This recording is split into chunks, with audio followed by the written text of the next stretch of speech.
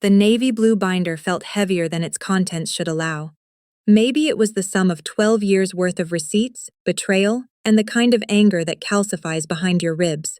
I ran my hand over the worn cover, thumb catching on the faded gold label, Bennett Family, 2011 to 2024. The living room was too cold for mid-June, and everything smelled faintly of lemon polish, the same way my mother's house always had, like she was trying to cover up something rotten underneath. I balanced the binder on my knees, the edges digging into my palms. Elaine, my mother, stood by the bay window, arms crossed and lips pressed so tightly the edges were white. Across from me, Daniel slouched on the couch, eyes flickering between me and the carpet, the old bravado in his shoulders gone slack. Rebecca sat in the corner, silent, her hands folded with that practiced meekness that always gave her cover. Let me introduce myself, before the story swallows me whole. I'm Julia Bennett. I'm 36 years old, and 12 weeks ago I sold my company Solace Digital for $67 million. That number still doesn't feel real, not even as it glows on my bank app, not even now, with my family arrayed in a half circle like a firing squad. Funny how numbers are only terrifying when they belong to someone else. The air felt thick, weighted by everything unsaid. Elaine finally spoke, her voice syrupy but brittle. It's not about the money, Julia. We're family. We should work together, help each other. Daniel is your brother. A muscle twitched in my jaw. I unsnapped the binder, the sound too loud ricocheting off the glass coffee table. Is that why you called this little reunion? Because Daniel needs help. I tried to keep my voice level, but my fingers tightened on the edge of a returned birthday card, number 13 out of 34. Sent to me once, returned every time, handwriting on the envelope always in my mother's careful script.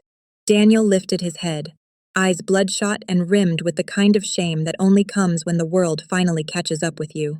Julie, it's just a bad year. Don't call me Julie, I said, sharper than I meant. And it wasn't just 1 year, Daniel, it's been a decade. Rebecca's voice, soft as tissue paper, fluttered to life. Can't we just let the past be? This isn't good for anyone. I pressed my thumb against the spreadsheet page, the neatly printed columns of dates and debt repayments almost soothing. I'd spent years charting every slight, every ignored call, every birthday gone by in silence. 34 cards, 19 voicemails, 11 desperate Facebook messages, all cataloged, time-stamped, archived. It had always been easier to track the pain than to feel it. If you're watching this, don't forget to hit like and tell me where you're tuning in from. I'm curious if anyone else has stood in a room like this, binder in hand, the sum of your history stacked between you and the people who made you. I looked up at my mother. Do you remember the last thing you said to me, December 24th, 2011? 63 words, exactly. I wrote them down. Elaine's eyes flickered, just for a moment, and the air seemed to grow even heavier. The weight of the binder pressed down on my knees, threatening to pin me in place, to root me in that old silent role. But I wouldn't let it, not anymore. It's funny, the way a single blue binder can hold a whole childhood, and as I stared down at the ledger of everything I'd survived, I realized, to understand how we got here, you'd have to start at the very beginning. I suppose it started with numbers long before the debts or the spreadsheets. I started counting things around age 7 steps from the front porch to the mailbox. How long my mother's silences lasted. Her record was 9 seconds after I spilled grape juice on the lace tablecloth. How many times my father used my name in a sentence compared to Daniel's. Our house on Pine Meadow Lane sat at the far edge of town, nestled among oaks and maples that dropped gold and rust onto our roof every October. The Bennetts were known in Willow Creek, though not always kindly. My father, Robert Bennett, ran the only used car lot for 30 miles, a place with peeling blue paint and plastic flags that snapped in the wind until they faded pink. My mother, Elaine, was one of those women. The church admired, always put together, always at choir practice, always suspiciously perfect. And then there were us, Daniel, Rebecca, and me. Daniel was 3 years older and had shoulders like a local football hero by the time he was 11. When he grinned, people said he'd inherited my father's charm. Rebecca, 2 years younger than me, was born small, quiet, and sweet. Everyone called her an angel. No one ever called me anything except such a handful, or on good days, bright, but I remember sitting in the kitchen at 8, legs swinging off a wobbly chair, watching as my mother cut Daniel's sandwich into perfect triangles. He'd gotten a B+ on his spelling quiz. She patted his head, counted out 6 pickles onto his plate. He liked an even number, she said, and told him how proud she was. When she handed me my sandwich, it was whole, the crust soggy where the mustard had soaked through. I peeled off the bread, counting the seconds it took her to notice. She didn't. She was already wiping Daniel's chin, laughing at some joke he'd told that I hadn't heard. That was the thing about being the invisible child. You became expert at measuring absence. My mother's approval in minutes and seconds, my father's attention in careless words he tossed across the room. The only time I was visible was when something went wrong. Julia, don't touch that. Julia, don't raise your voice. Julia, why can't you be more like Rebecca? Rebecca rarely spoke above a whisper, even when we were alone. She'd curl up on her bed with her stuffed rabbit, humming tunelessly, and somehow that was enough to be good. I tried once to copy her, sitting with my hands tucked quiet in my lap for 20 minutes while my mother dusted the living room. But all I got was a raised eyebrow and Julia, "Are you feeling ill?" Daniel, meanwhile, could crash a bike into Mrs. Crowley's gardenia bed and still be offered cookies afterward. I watched him once, age 12, after he'd broken the new mirror in the hallway. My father stormed in, tie askew, face red, and Daniel just shrugged, said, "Sorry, Dad." My father let out a sigh that sounded like resignation, then clapped his shoulder. "That's my boy." Accidents happen. When I cracked a plate helping with the dishes, the silence that followed was so thick I counted every tick of the old clock on the wall. 7 ticks before my mother spoke. "You never pay attention, Julia." Numbers. Always. 3 times I bent the spine of my library book so badly the cover cracked. And each time, when I told my mother, she looked straight through me, as if I were the shadow my brother cast in the afternoon sun, and not a real girl at all. At school, I learned to shrink. Willow Creek Elementary was as conservative as small-town schools come, with its banners for the football team and its plastic crucifix in every classroom. Our teachers knew our parents. I could recite the faces of every person in line at the bakery, every coach on the field. I learned quickly to keep my hand down, not to volunteer, not to outshine Daniel, who'd carved out a place as class president by age 10. I became a collector of data. How many times Daniel's name appeared in the trophy case? How many times mine did? When I got a perfect score on the statewide math test in 6th grade, my teacher handed me the certificate during homeroom. That night, I showed my mother, who set it on the counter beside a stack of bills and never mentioned it again. There were bright spots, if you knew where to look. Sometimes my father would take all 3 of us to the car lot on Saturdays. He'd buy us orange sodas and let Daniel sit behind the wheel of a battered Lincoln, pretending to drive. Rebecca sat quietly, hands folded. I wandered the rows, counting hood ornaments and wondering if cars, too, felt more real when someone noticed the dents. Once, when I was 9, I fixed the busted tape player in his office. I waited for him to come back, imagining the look on his face when his Johnny Cash cassette played again. Instead, Daniel burst in, fiddled with the dials, and when music poured out, my father ruffled his hair. "Good man, Danny, I knew you'd figure it out." I didn't say a word. I just stared at the dust floating in the sunbeam slicing across the desk and counted the seconds before they left the room. 11. There were rules in our house, though none of them were written down. Daniel could do no wrong. Rebecca could do no harm. I could do nothing right. My mother kept a schedule: choir on Wednesday, Bible study on Friday, Sunday, dinner at Nana's, but in between there was a choreography of glances and silences. She'd look over my shoulder when I did homework, only to correct my posture, never my work. If I cried, it was over nothing, Julia, honestly. When Rebecca cried, arms encircled her before a single tear hit the floor. Some part of me wished for a long time to be good at being small. I tried for 2 years straight to be invisible and sweet. No outbursts, no B- on a quiz, no mess. All I got was silence, so thick you could drown in it. So I changed tactics. I got loud, once at 13, the day Daniel's science project won first prize at the county fair. He'd forgotten to put his name on it. I'd brought it to the judges, face flushed with hope. When they called his name, he grinned and winked at me. At dinner that night, I said, "It was my science project too, you know. I wrote the report." My mother's fork froze midair, 7 seconds of silence. I counted then. "Don't be ungracious, Julia. Daniel worked very hard."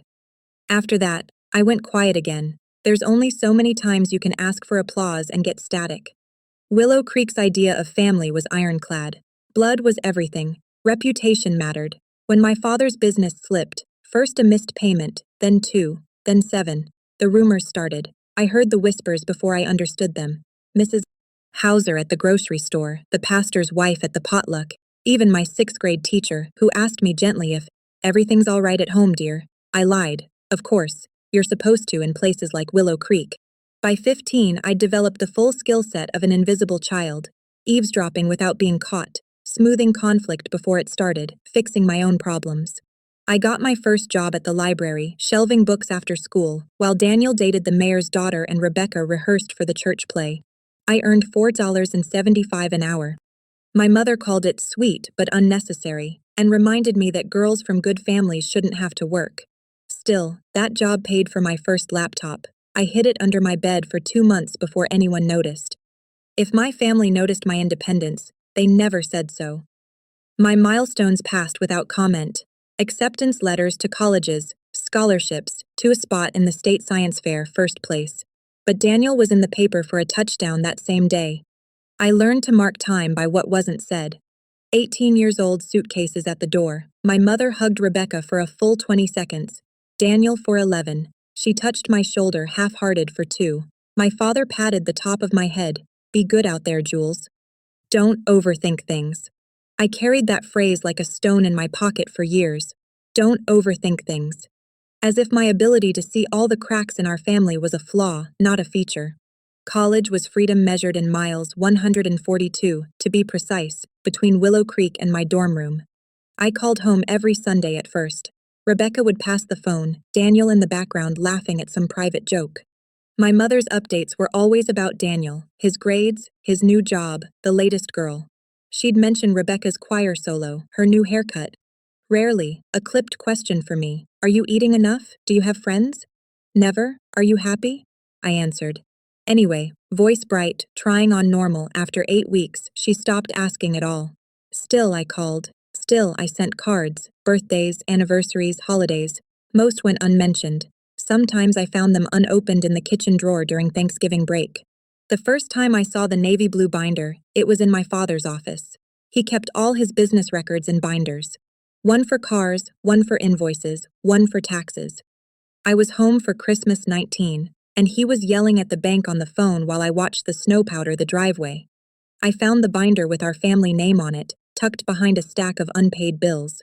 I ran my hand over the spine, but didn't open it. I wish I had.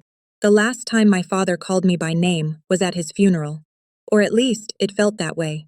The day before he died, I'd called home to say I'd gotten the internship at the tech firm in Raleigh. My mother said, "That's nice, Julia. Daniel might come home for the weekend." My father never came to the phone. He died on a Tuesday in October.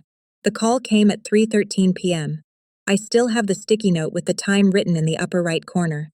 Rebecca's voice, thin and trembling. "Daddy's gone. You should come home." I booked the earliest bus, counting the miles backward, feeling old habits settle on my shoulders like dust.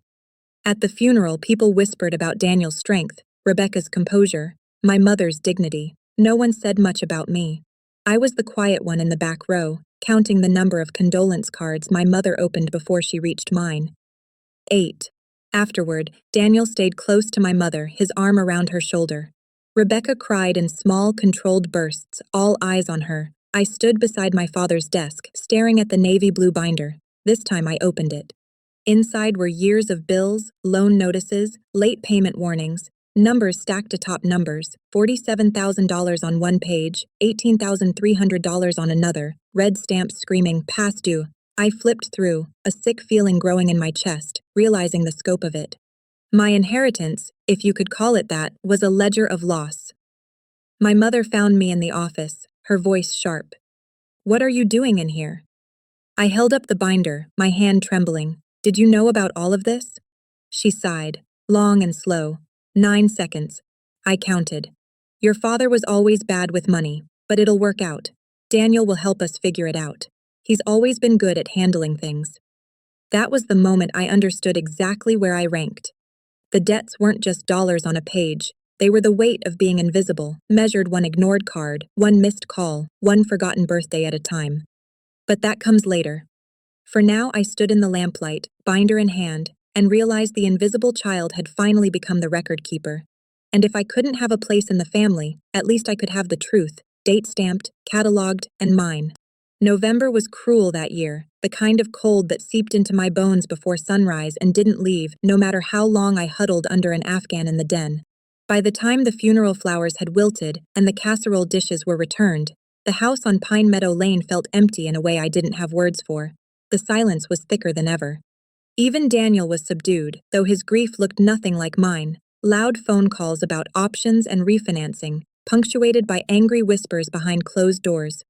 Rebecca fluttered in and out, carrying mugs of tea to our mother, folding blankets, barely looking in my direction. It didn't take long for the business vultures to circle. On November 3rd, I arrived home from the bank with a folder of legal documents clutched to my chest. A navy blue binder, new and stiff, for my own records. The lawyer, Mr. Harris, wore a pinched look as he laid out the math. My father's estate was underwater. Assets totaled just over 40 grand, debts 3 times that. The car lot was unsalvageable. No one in Willow Creek wanted to buy a business that stank of failure. We all sat around the kitchen table. Me, Daniel, Rebecca, and Elaine. No one touched the breadbasket. The overhead light hummed, a brittle sound that was the only thing filling the gap between us. Daniel's voice cracked first. "It's not your debt, Mom. None of this has to follow us. We let it go, file bankruptcy, and walk away." Elaine looked at him, then at me, as if I was a question she'd rather not answer. "Julia's name is on some of the paperwork," she said. Her lips barely moved, but the words stung anyway. She helped with the books. They might come after her if she doesn't act fast. "Dad put me down as power of attorney last year," I said. My voice sounded far away, like it was coming from the bottom of a well. "But I can't just walk away. The loan officers, they've already called me, twice." Rebecca fiddled with the napkin in her lap. She hadn't said 2 sentences to me since the funeral. When she looked up, her eyes slid away from mine. "It's just money, Julia. I'm sure Daniel will figure out something." Daniel's jaw tightened. "We don't need to complicate this. Just file the paperwork. It's not your problem, Jules." My mother's hand pressed flat against the table. "We need to think of the family, Julia. If you sign over your part of the inheritance, Daniel can use it to handle the legal issues with the car lot. The rest, we let the courts sort it out." There it was, the unspoken cost of belonging, silence, obedience, and now my future. "If I sign it over, the debts follow me," I managed. The numbers were already carved into my mind, $120,000 in loans and credit lines, all wrapped in my name like a noose. "You're asking me to take everything. You're asking me to erase myself for Daniel, again." Elaine's gaze was steady, unblinking. "Your brother has always looked out for us, Julia. He needs support right now. Family comes first." I waited for Rebecca to intervene, to say even one word in my defense. She only stared into her lap. The clock ticked 8 times before Daniel spoke again. "Don't be selfish. Dad would have wanted us to stick together. If you keep the inheritance, it just looks ugly, like you're thinking of yourself." My hands shook, but I kept my voice even. "Daniel, I'm not asking for anything. I'm just not willing to take on the debt, your legal mess, because it's convenient for you. I have my own life, my own job. You have no idea."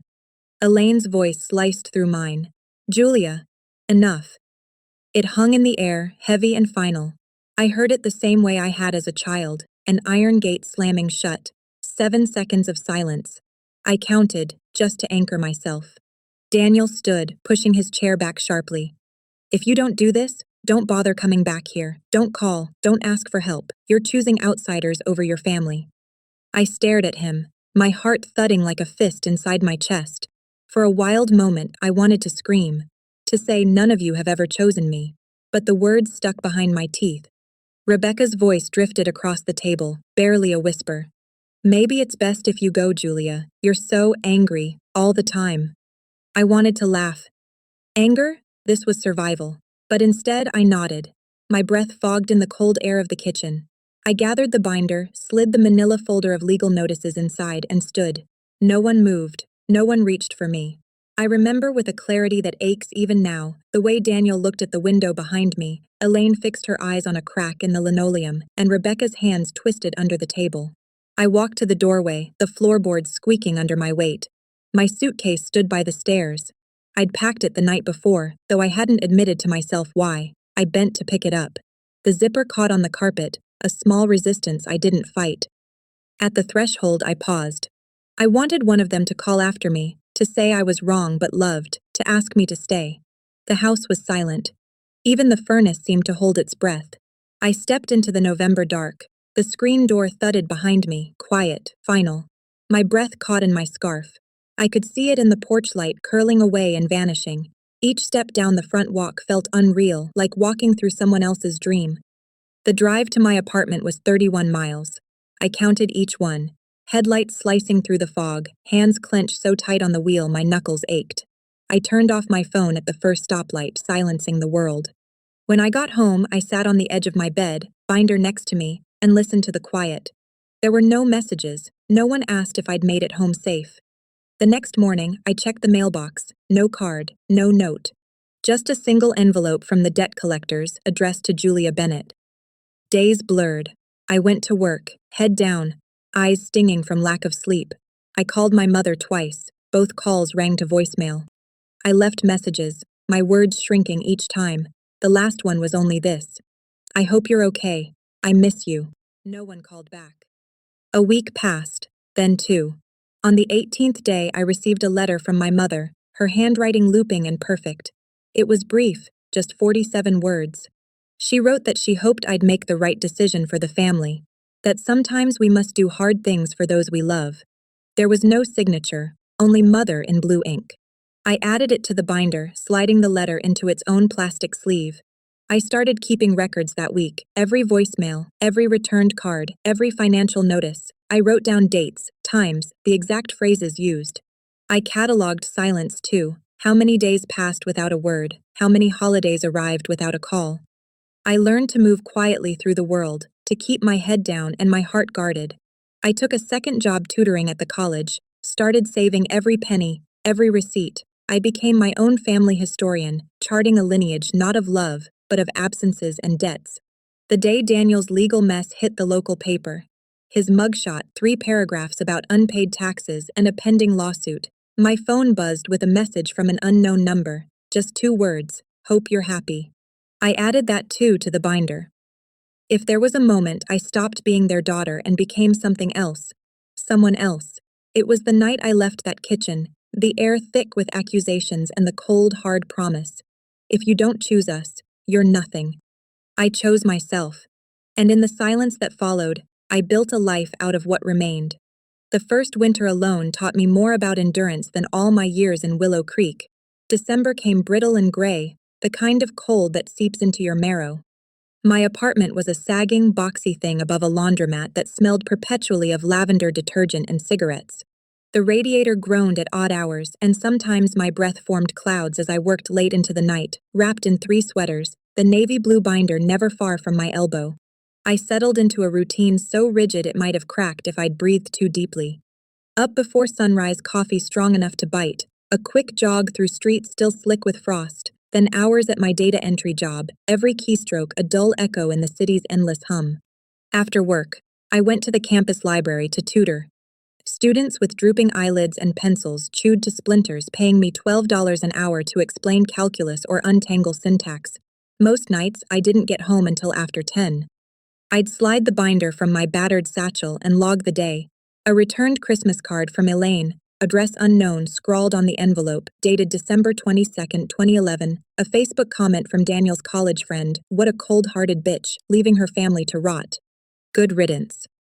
January 9th, 2012, 2:17 p.m., an ignored voicemail. Elaine again, 4 seconds of silence. Then the click of a disconnect, February 2nd, 2012, 6:41 p.m. I cataloged it all. The hurt burned cleanest when it was numbered, named, and sealed behind plastic. It became a discipline, almost a ritual. This logging of absences, as if by making a record I could prove to myself I hadn't imagined the neglect. If anything, it made me sharper, more focused. I learned to anticipate disappointment and to meet it with a dry-eyed efficiency. But even rituals can't fill a life. The days blurred, and if not for Dr. Frank Delaney, I might have vanished into the cracks of my own making. He appeared at first as a line on a class syllabus, guest lecture, Dr. Coley. Frank Delaney, Digital Systems. I'd seen his name on academic boards, attached to dense papers about neural networks and data structures no one read for pleasure. When I wandered into his seminar on a rainy February afternoon, I expected the scattershot energy of a man who'd long since given up on students. Instead, he was waiting by the podium, sleeves rolled, shock of white hair in wild disarray, eyes bright as polished glass. When he called for questions, I was the only one to ask any that went beyond the testable. After class, he stopped me in the hallway, his voice crisp and warm. "You're Julia Bennett, aren't you?" I stiffened, the old reflex. "Yes, sir." He smiled, a small upturn that didn't quite reach his eyes. "Your problem set was the only one without a single arithmetic error. You must be very tired." I laughed, despite myself. "That obvious?" He nodded. "It takes discipline to be precise when you're exhausted. It takes something else to still care." He tapped the folder of my assignments. "Can I buy you a coffee?" We sat in the campus cafe, the air thick with burnt espresso and murmured gossip. He asked about my family gently, without pity. I told him about the debts, the cold kitchen, the way my father's name now meant dread instead of affection. I watched his face carefully, waiting for the subtle recoil, the polite withdrawal. It never came. "Instead," he said, "my father left us a farm so mortgaged the chickens had to pay rent." His laughter boomed, and I found myself smiling, a strange, fluttering sensation in my chest. "You know what happened? We ate the chickens, and then I built my own name out of what was left." That first conversation lasted 2 hours. When we finally stood to leave, he pressed his card into my palm. "If you ever want to talk shop code, money, life, my door is open, no debts attached." He meant it. Over the next few months, I found myself drawn to his tiny, cluttered office, the air always thick with the scent of old books and sandalwood. He'd ask about my coding projects, challenge my assumptions, push me to see systems where others saw chaos. It was the first time an adult looked at me and saw not a risk, not a disappointment, but a mind worth engaging. One evening in early May, he slid a folder across his desk. "There's a startup competition in Raleigh. They're looking for students with prototype apps and a business plan. First prize is $20,000 in seed money. You should enter."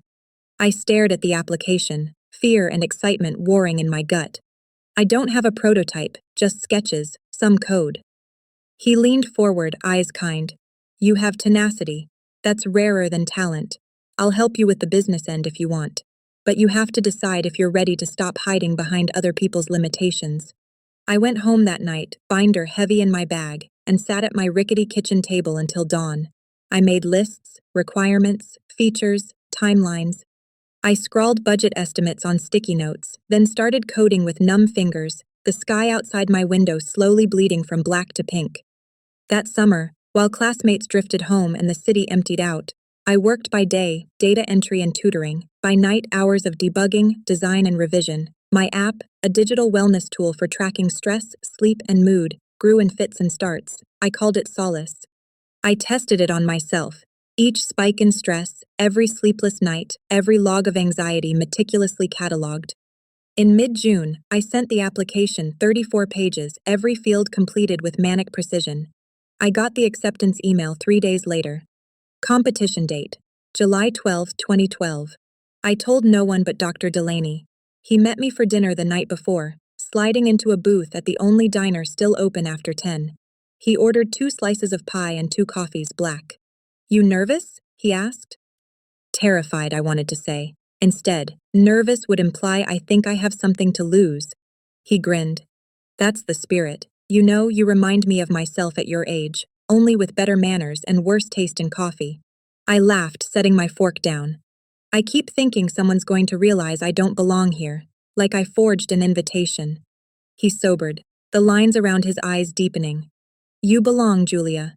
Your story, the hard parts, doesn't disqualify you, it qualifies you. Don't let anyone convince you otherwise." At the competition the next morning, I wore the only blazer I owned. My hands shook as I plugged in my laptop, but my voice was steady as I walked the judges through Solace. The interface, the data analytics, the long-term tracking, 6 minutes flat. When I finished, I looked up and caught Dr. Delaney's eye through the glass panel. He gave me a subtle thumbs up. I didn't win first prize. I placed third, $10,000 in seed funding, plus a slow-growing confidence that maybe, just maybe, I could build something that lasted. That night, alone in my apartment, I called my mother. The phone rang and rang voicemail. I left a message. "I placed third. I built something. I thought you'd want to know." The call log showed exactly 41 seconds. The next morning, my phone buzzed. A text from Daniel. No one cares about your nerd stuff. Grow up. July 13th, 2012, 11:18 a.m. I added it to the binder, sliding a new page into the messages section. I flipped back through the earlier entries, the voicemail from Elaine on Christmas Eve. I hope you remember what matters, Julia. Family is everything. Don't embarrass us. December 24th, 2011, 7:23 p.m. The Facebook post from Rebecca's wall. Proud of my little sis for always staying sweet, no matter what. Underneath a photo of her in choir robes, my name conspicuously absent. It stung, but the numbers made it manageable. With the seed money, I rented a tiny shared office in the city and set up a battered desk beside a window that looked over an alley filled with dumpsters and stray cats. Solace became my world. I coded through sunrises, learned to pitch to skeptical investors, and took freelance gigs scraping data to pay for groceries. When I was hungry, I drank black coffee and took brisk walks around the block, 10 minutes, 20 steps to the corner, always circling back. The binder grew thicker. Another birthday, another returned card, August 17th, 2012, envelope stamped Return to Sender. A charity gala photo in the Willow Creek Gazette. Daniel beside a beaming Elaine, Rebecca in a new dress, my absence not even remarked upon. Every so often Daniel would send a message, sarcastic, barbed, baiting, still playing at business, Jules. You'll burn out by Christmas. October 4th, 2012, 9:56 p.m. I never replied. I logged it under a tab labeled Family Correspondence. It was easier than confrontation. Easier than hope. One night in late October, walking home through the sleet after a botched investor meeting, I stopped at a deli for soup. The place was empty except for a woman in nurse's scrubs and an old man reading the sports page. The server, a wiry woman with a gold tooth, slid the bowl across the counter and smiled. You look like someone who could use a little good news. I smiled back, tearing open a packet of crackers. You have any? She shrugged. You're young, the soup's hot. The world keeps spinning. It was oddly the kindest thing anyone had said to me that month. I finished the soup and on a whim wrote her a thank you note the next day. I never knew if she got it, but kindness, I learned, needs no ledger. That winter, Dr. Delaney invited me to his home for Christmas Eve. I arrived awkwardly early, clutching a bottle of cheap wine and a tin of store-bought cookies. His living room was cluttered with books and mismatched armchairs, the tree strung with paper stars and faded ornaments. His wife June greeted me with a hug so warm I nearly flinched. We're so glad you're here, she said, and I realized, to my surprise, that she meant it. Dinner was loud, too many stories, too much laughter. The table crowded with former students and neighborhood friends. Someone handed me a paper crown. Someone else pressed a mug of mulled cider into my hands. I listened. I laughed. I let myself be drawn into the warmth. For a few hours, the weight in my chest lifted. When the night wound down, Dr. Delaney caught me at the door, pressing a heavy hand to my shoulder. You build families, Julia, sometimes out of code and grit, sometimes out of people. Don't forget to let them in. I walked home in the snow, the city silent, the binder slung lightly at my side. I logged the evening in a different way, not an absence, but a presence, the first entry in a new tentative chapter. The next year was a test of endurance and faith. Solace grew slowly, then faster.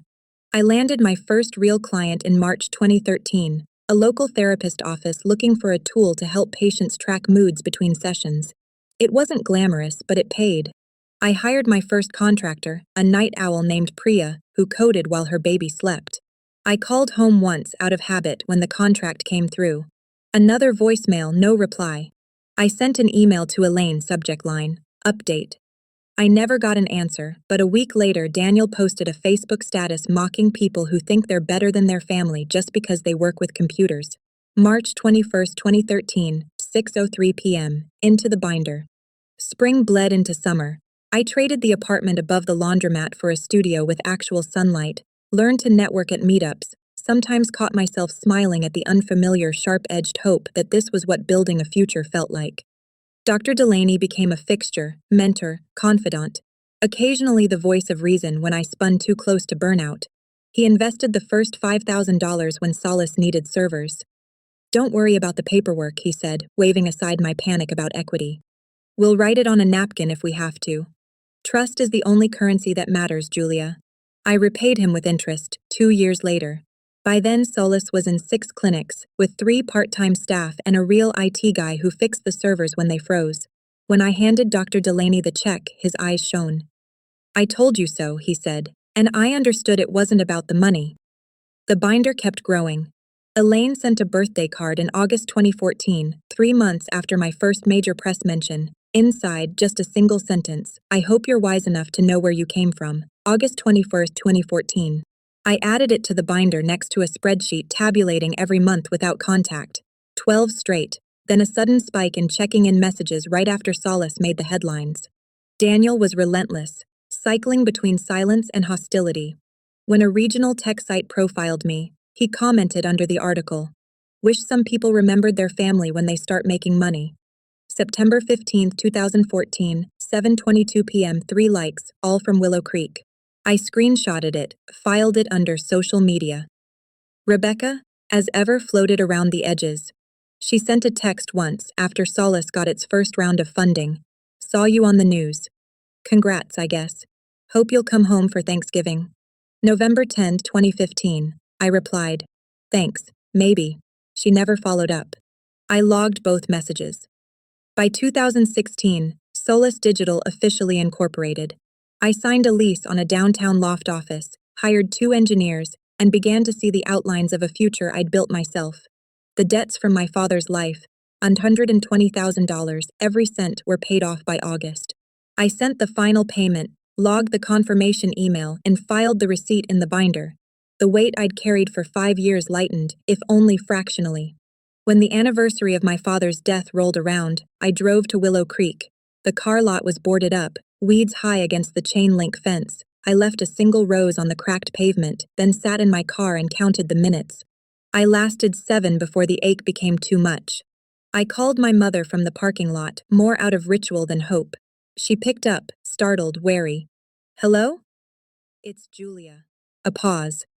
Oh, I didn't know you still had this number.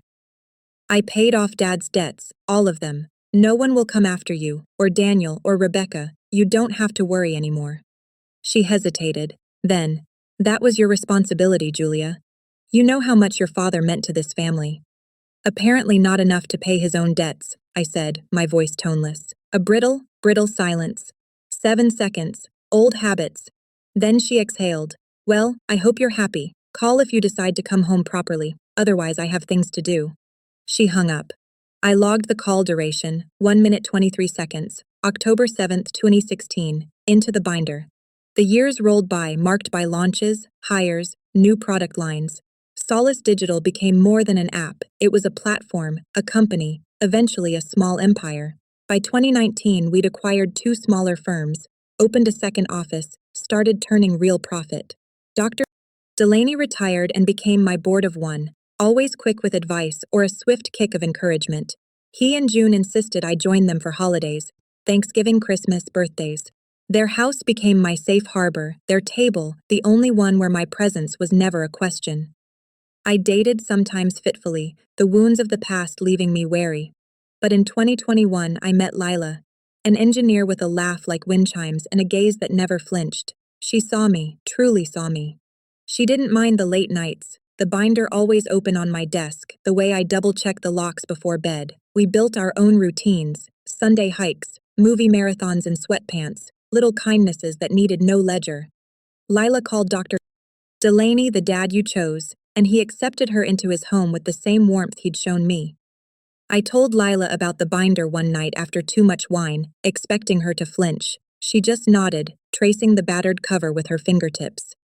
Sometimes you need to keep receipts. Just make sure you remember to live, too. Every time a card came back, I showed it to her. She'd roll her eyes, take my hand, and say their loss. When Daniel posted a fresh insult, "Money doesn't buy class, Jules," she kissed my cheek and suggested we make popcorn. In Lila's presence, the ashes of old pain settled, less important than the warmth we made together. In the 10 years between leaving Willow Creek and the first acquisition, my family only reached out to demand, never to offer. When my name appeared in the business press, Forbes 30 under 30, top women in tech, they called twice, both times asking if I could attend some gala in Daniel's honor or donate to Rebecca's church fundraiser. I declined, each time gently. I logged both requests. The binder became a tome 34 returned cards, until they were just silence and the click of disconnect. 11 social media attacks or backhanded posts. I logged screenshots, printouts, and every message, even the ones that only said, "Why do you hate us?" In March of 2024, Solus Digital was acquired for $67 million. The announcement made the business news, local news, even national tech podcasts. I watched the number appear on my account, 12.4 million after taxes, and felt nothing but a quiet, exhausted awe. Lila popped a bottle of cheap champagne that night, dragging me onto our apartment balcony to toast the city. "You did it," she whispered, her voice thick with pride. "You did it all by yourself and with us, your chosen family." Dr. Delaney called, voice jubilant, and said, "I hope you bought yourself something frivolous. You earned it, kid." I bought Lila a ring. We celebrated with pizza and laughter, the city glittering beneath us. 2 months later, the messages started again. "Daniel, heard about your windfall. Maybe now you can finally help the family out, like you should have years ago." May 11, 2024, 8:27 p.m. Elaine, it's time to let bygones be bygones. Daniel is in a difficult spot, legal trouble again. Your help would show you haven't forgotten where you came from. May 13, 2024, 2:52 p.m. Rebecca, everyone makes mistakes, Julia. Don't let money ruin what little we have left. May 15, 2024, 9:03 p.m. The binder grew even heavier, the ink on my spreadsheets darker and more precise. On June 1, a letter arrived. Navy blue envelope, gold script, my mother's handwriting. Family meeting. June 15. Be home. Lila watched me read it, eyes soft and steady. "Are you ready?" I ran my finger over the worn cover of the binder. 34 cards, 19 voicemails, 11 insults, 12 years. "Yes," I said, voice quiet but unbreakable. "This time, I'll bring the receipts." The binder stayed on my lap all night, heavier than ever, filled with every document, every wound. I slept with it by my bed, as if the sum of my history could be armor. On the morning of June 15th, I slipped on my most tailored suit, pressed the binder to my chest, and kissed Lila goodbye. "Wish me luck," I murmured. She smiled, eyes fierce. "You don't need luck, you have the truth." As I drove out of the city, the sun fractured through the windshield, heat rising in shimmering waves. For the first time, I didn't count the miles back to Willow Creek. I counted the steps I'd taken away from it, and the empire I'd built on my own terms, every receipt, every kindness, every hard-won, glorious inch. The drive down Pine Meadow Lane was almost laughably familiar. The oaks hung heavy with late spring leaves, and the air shimmered with the smell of cut grass and the distant promise of rain. I slowed as I passed the old car lot, now a weed-choked field with the ghost of a sign still hanging crooked. Bennett Motors letters missing B-O-N-T. It struck me not for the first time how little the world cared for the trappings of legacy when the payments lapsed and the people moved on. I parked at the curb, my tires brushing the same broken concrete where I'd learned to ride a bike, where Daniel used to chase me, always 5 steps behind, until he wasn't. I sat with the engine ticking, binder balanced on my knees, watching the curtains twitch in the front window. Leela's words echoed in my mind. "You don't need luck, you have the truth." Inside, the house was colder than I remembered, the lemon polish sharp and unnatural. I could hear the clock in the hall tick-tick-tick, insistent as a warning. My footsteps sounded too loud on the entryway tile, but I didn't try to soften them. I wouldn't shrink here, not anymore. Elaine was waiting in the living room, her posture unchanged by time, spine straight as a steel rod, lips pressed in that old judgmental line. She wore pearls, a navy dress, and the wedding band I knew she'd never remove. On the coffee table, a tray of untouched lemon cookies, her offering of normalcy as brittle as the bone china plate beneath them. Daniel sat slouched in the armchair, dress shirt wrinkled, tie askew, the lines at his mouth deeper than I remembered. Rebecca hovered at the edge of the mantel, her hair pulled back so tightly it looked painful, her hands clenched together in her lap. For a half second, no one said anything. Elaine broke first, always the master of the uncomfortable silence. "Julia, you look prosperous." A flicker of her eyes at my suit, the binder, the diamond at my wrist. "Hello, Mother," I said. I let my voice be soft but not apologetic. It's good to see you, Rebecca. I looked at her, then at Daniel. And you, Daniel. He frowned, jaw working. Hey, Jules. Long time. He wouldn't meet my eyes. He never could, not when there was something he wanted.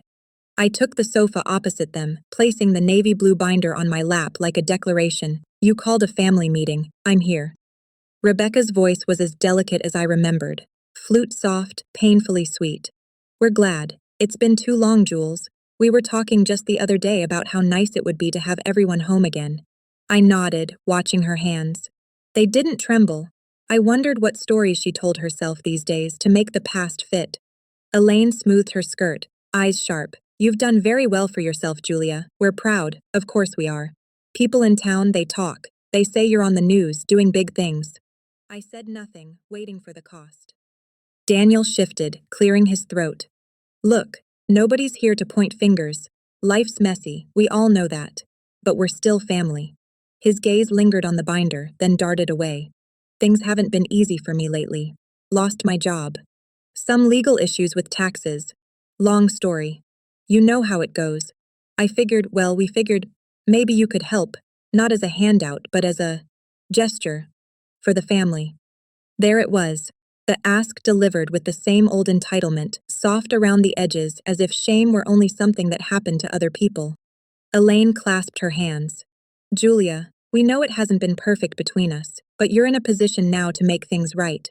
Her gaze was steady, unnervingly so. Daniel's always been there for this family. We'd like to believe you still care enough to do the same. I let the silence gather. 7 seconds, old habits. Rebecca broke it, her voice trembling just enough to sound sincere. I know things were hard after Dad died. But you know Mom did her best. We all did. We miss you, Jules. This money thing, Daniel's situation is tearing everyone apart. Wouldn't it be wonderful to fix things? To be sisters again? I met her eyes for a moment. I saw the girl she used to be quiet, hidden in the shadows. But now she looked at me with calculation, not hope. Daniel spread his hands. You don't have to give me anything outright. Loan, whatever. I just need to get these guys off my back. The lawsuit's up to $210,000 plus fees. I could pay you back once I'm on my feet. Or even come work for you. Solace Digital. Right? I've got experience. You know I'm good with people. I almost laughed. Good with people was Daniel's birthright. He'd coasted on it all his life, while I'd learned to chart the coordinates of silence and absence. Elaine leaned forward, her perfume cloying and familiar. Julia, this isn't about money, it's about family. Don't let old wounds fester. We're together again. That's what matters. You have a chance to prove you haven't forgotten who you are. My fingers tightened on the binder. The urge to walk out to leave them in their curated misery was strong. But I pictured Lila's face, Dr. Delaney's steady hand on my shoulder, the years I'd spent turning wounds into armor. I breathed in, slow and steady. I opened the binder with a snap. The sound made everyone flinch. I brought something, I said quietly. Records. Receipts. 12 years worth, since the day Dad died. I flipped to the first page, a spreadsheet, neat columns of dates, amounts paid, missed birthdays. I turned it so they could see. Elaine frowned, a brittle smile on her lips. Julia, what is that supposed to mean? Why keep all that? I met her gaze. Because someone had to remember. I paid off $120,000 in Dad's debts. I kept every notice, every returned card, every voicemail you ignored. I made the payments so no one would take this house. So you wouldn't have to answer for Dad's choices either. I kept track. Because you never asked, not once, if I was okay. Daniel snorted, but the sound was hollow. That's ancient history. We all had to move on. Dad left us all in a mess. I turned a page, photo evidence, notarized loan receipts. I didn't get to move on. I got left with the mess. You told me, Daniel, to do the right thing for the family while you took what little was left to cover your own legal problems. Rebecca, you told me I was so angry all the time, and maybe it was best if I left. Mother, you sent me a 47-word letter, no love, just instructions on how to disappear quietly. Rebecca's face paled, but she tried to smile. We were all hurting. We said things we didn't mean. Daniel leaned forward, suddenly agitated. So what? You want an apology? Fine, sorry. Life's tough. But you're rich now, Jules. This, he gestured at the binder, isn't going to change anything. Elaine's voice sliced through, sharp and practiced. You always did hold on to things, Julia, but you're not a child anymore. Don't punish your family because you're unwilling to move forward. My hand stilled on the binder. I lifted another page, a chronology of every time they reached out only when there was something to ask for. Money for Daniel's first legal trouble, a small donation for Rebecca's church, 2018. The gala Daniel wanted funded in 2021. Every time the same pattern. You want help now, I said, my voice steady. Because I finally have something you think you need. For 12 years you wanted nothing except my absence. You made sure of it. Rebecca's eyes filled with tears, but they looked rehearsed. That's not fair. I always wanted you around. I didn't soften my gaze. You wanted me quiet, not present. Elaine bristled. We are your family, Julia. Blood is blood. You can't rewrite that. I closed the binder, the sound echoing in the room. Blood is biology, Mother. Family is who shows up when you need them and who stands by you when you have nothing to give. I have a family, a chosen one, and I keep receipts now. I trust numbers more than promises. Daniel's tone turned bitter, the last mask falling away. So you're really not going to help, after everything we've been through? I considered him, his hands shaking, sweat beading at his hairline. After everything I've been through, no, Daniel, I won't pay your debts. I won't buy your forgiveness. You made your choices, so did I. Elaine stood, voice shaking with controlled fury. You've become so cold, Julia. I don't recognize you. I rose, binder in hand. That's because you never tried to see me, not really. Rebecca looked up at me, a question in her eyes. But I didn't answer it. I turned to the doorway, my steps deliberate. As I reached the threshold, I paused. I wish you well, I said quietly. But I won't let you bury me in your debts, your guilt, or your need, not ever again. I walked out, the binder heavy, but my heart impossibly light. The air outside was warm, the faintest breeze stirring the trees as if applauding my exit. I didn't look back. I didn't have to. For the first time, the numbers were on my side. The silence after my words landed was absolute. I could hear the living room clock marking each second in hard metallic staccato. Tick, tick, tick. For a moment, no one moved. The lemon cookies on the tray remained untouched, the sunlight slanting through the window painting bars of gold across the pristine carpet. My mother's knuckles whitened atop her knees. Daniel had frozen lips parted as if still searching for the right rebuttal. Rebecca's eyes, wide and startled, glistened with unshed tears that never quite spilled. I stepped forward and placed the navy blue binder squarely in the center of the coffee table between us. The sound was solid, almost ceremonial. I pressed my palm flat on the cover, felt the years of weight beneath my hand. My voice when it came was calm and precise. Every word measured, each syllable as cold as the porcelain vase on the sideboard. You may not want to remember, but I do, I said, fingers splaying over the faded gold script on the cover. This isn't just about now, or about Daniel's latest disaster. This is every moment you told me to forget, every debt, every absence, every proof that I was expendable until I wasn't. I slid my thumb beneath the elastic band and opened the binder. The contents were meticulously organized, plastic sleeves, color-coded tabs, chronological spreadsheets. I'd spent years making order out of chaos, so no one could ever again make me doubt my own reality. I turned the first page and angled it toward my mother. December 24th, 2011. My last Christmas card before you stopped speaking to me. Returned, unopened. That was birthday card number 1, I said quietly, removing the envelope from its sleeve, showing the postmark, the crumpled corner with my own handwriting blurred from handling. Your script, return to sender, right underneath the address you raised me at. Elaine's lips pressed tighter. I saw the pulse flutter at her temple. Daniel scoffed, but I barely glanced at him. I moved to the next tab, labeled 2012 in blue. March 9th, 2012. Voicemail, 43 seconds. You told me, Mother, that I was making things harder for everyone by insisting on paying Dad's debts instead of letting the bank take the house. I pressed play on my phone, the room filled with Elaine's voice, brittle and clipped, the echo of her disappointment ricocheting through the present. Elaine looked down, jaw clenched. That was a hard year, Julia. We were all grieving. I didn't flinch. So was I. The difference is, I was doing the work. You demanded I take responsibility, and when I did, you called it selfish. Rebecca's voice rose, featherlight, plaintive.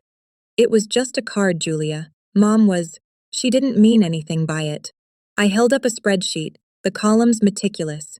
Date mailed, date returned, reason stated. It was not just one card, Rebecca. 34, every birthday, every Christmas, every Mother's Day. I kept the envelopes, the stamps, the notations. No such person, refused. Not at this address. And yet, you never sent one back, not once. Rebecca's face colored, her composure cracking. She started to say something. Maybe an apology, maybe another justification. But I turned the page, refusing to let the moment slip into sentiment. November 3rd, 2011.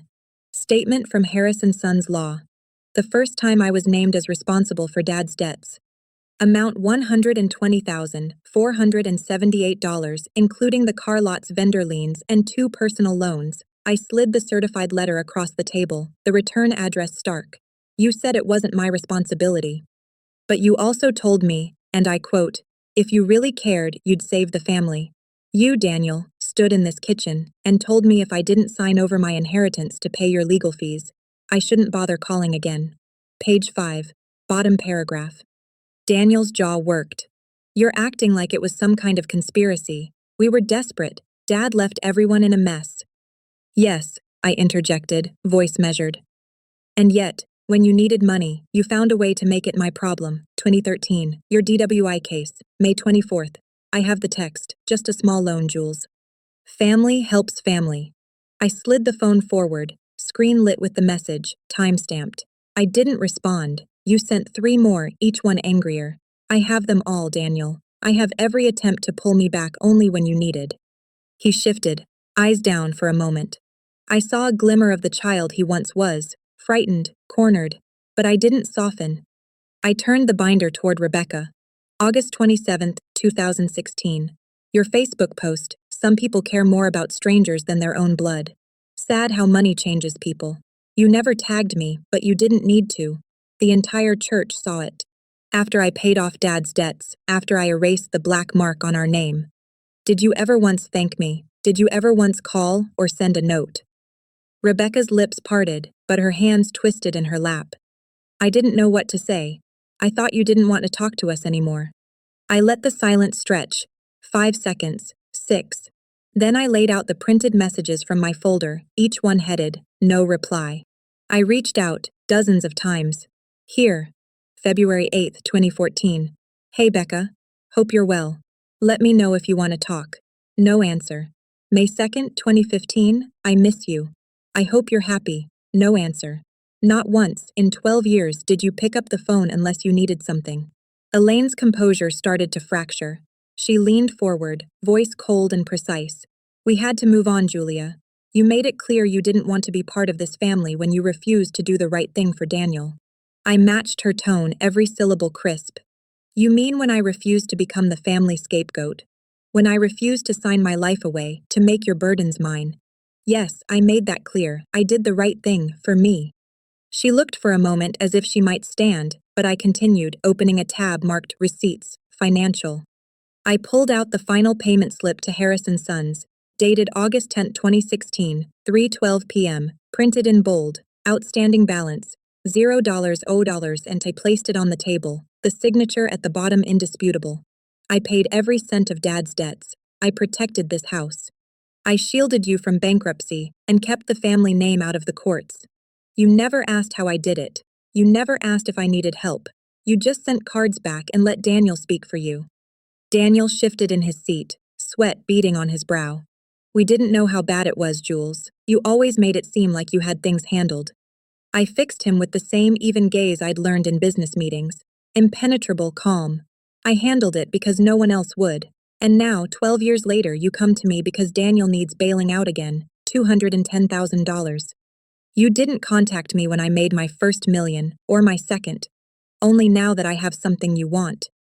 Rebecca wiped her eyes, voice quivering. Can't you at least forgive us? Doesn't everything you've accomplished mean we can start over? I let myself feel the ache, just for a moment, the echo of a life where forgiveness could be offered and received. Then I shook my head quietly. Forgiveness without accountability is just permission for you to keep doing what you've done. Elaine's voice was ice now, brittle and sharp. I raised you to be better than this, Julia. You should know that family, real family, doesn't keep score. I smiled, neither kind nor cruel. No, mother. Real family doesn't keep score because love isn't conditional, but you made it conditional. For 12 years, I kept these records not to punish you, but to survive. Because every time I doubted my reality, I could look here, see the dates, the messages, the absence, and remember what was true. I closed the binder gently, the finality of the gesture ringing out in the quiet. My voice, when I spoke, was softer, almost sorrowful.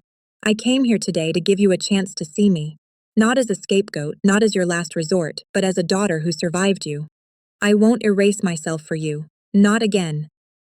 Daniel's facade finally cracked. He slumped forward, defeat etched into the slump of his shoulders. Rebecca turned away, hiding her face in her hands. Elaine stared at the binder, her face carved in marble. For a moment, I almost believed she'd reach for it, would try to read the pages and finally see. Instead, she lifted her chin. You're making a mistake, Julia. One day you'll regret this. I shook my head, every word cool and steady. No, I regret that it took me this long to make myself heard. As I gathered the binder back into my arms, I paused, letting the gravity of my final words fill the room. You taught me to believe I had nothing to offer but my silence and my sacrifice. I have more than that now, and I won't let you take it. I turned toward the door, the weight of the binder now a quiet comfort. The air behind me was heavy with words unsaid, but I refused to carry them any longer. The truth was enough. The records were enough. I had done what I came to do. As I reached the hall, Daniel's voice came, ragged and low. You really won't help me? Without turning, I replied, No, Daniel, I already did. My footsteps echoed softly on the tile as I left the house, a sound no one tried to follow. The sun was bright outside, the sky impossibly wide. I closed the door behind me with a gentle, final click. This, at last, was the ledger balanced. The heat outside wrapped around me like a fresh baptism, not the cold, suffocating air of that living room, but something honest, the kind of warmth that never once pretended to be anything it wasn't. The screen door thudded behind me, sealing my absence in their house with a quiet, decisive finality. For a moment, I stood on the porch, binder pressed to my chest, listening to the sounds of summer, the distant whine of a lawnmower, the creak of a swing from a neighbor's yard, the hum of bees moving through the hydrangeas at the edge of the walkway. I drew a slow breath, tasting the air, letting it fill the cavity inside me that had for so long been occupied by my family's silence. The navy blue binder felt almost light in my arms now. I walked down the steps without looking back, my heels clicking smartly on the cracked path I'd once memorized stone by stone, 17 to the sidewalk, each one carrying me further from the version of myself who had ever asked for their permission to exist. As I reached the car, the front door banged open behind me. Elaine's shadow, tall and rigid, stretched across the porch. I turned, meeting her eyes across the distance. She hesitated, lips parted, but whatever she planned to say wilted under the weight of my calm. There would be no last words, no new conditions, no plea to reconsider. After a beat, I spoke, soft enough so she would know it was final, clear enough so there was no mistaking who I was now. You asked me to help the family, I said. But the truth is, I already have. I've protected you, paid for you, carried your debts and your silence. This is where that ends. Elaine's jaw tensed, her hand clutching the doorframe. You're throwing us away. We're your blood, Julia. I stepped forward, binder at my side, sunlight strong on my face. Family isn't blood, it's not the name you gave me, or the debts you left me to carry. Family is who stands beside you when you have nothing, who sees you, even when it's inconvenient. My voice didn't waver. I have a family, a real one. I hope someday you all find one too. Daniel's silhouette appeared behind her, shoulders hunched, eyes hollow. Rebecca hovered to the side, uncertain, her mouth working soundlessly. For a moment, I felt the ache of old hope, then let it go, gentle and clean. I unlocked my car and slid into the driver's seat, rolling the window down in case they tried for one last word. But the porch stayed silent. I looked up at the house, the shutters faded and the grass gone wild at the edges. The empire I'd built started with letting myself believe I deserved more than these walls and their rules. As I pulled away, dust rising behind my tires, I saw Elaine shut the door, slow and deliberate. There would be no new messages, no more cards returned, no more borrowed guilt to carry home. The drive back felt different, every mile unspooled, something inside me I didn't know I'd been clinging to. Lila called, her voice a lifeline through the Bluetooth. How did it go? She asked, gentle and sure. I pictured her, steady hands, the smile that had never once faltered just because loving me required patience. It's done, I said, my voice breaking into a smile. It's finally done. She was quiet for a moment. Then, come home. I glanced at the binder on the seat beside me, its contents organized, but its burden finally shared by no one but myself. Family, I realized, isn't just the people who carry your surname. It's the ones who stand beside you through lean years and triumph, who never count your worth in what you can provide or how well you disappear. It's pie on Christmas Eve, a hand on your shoulder, a patient kind of love that doesn't require a ledger. As the miles rolled beneath me, I let the past stay where it belonged. Filed, factual, finished. I was driving not away, but toward everything I'd built, every hand I'd chosen to hold. The truest empire, I thought, is made not from what you inherit, but from who you welcome in.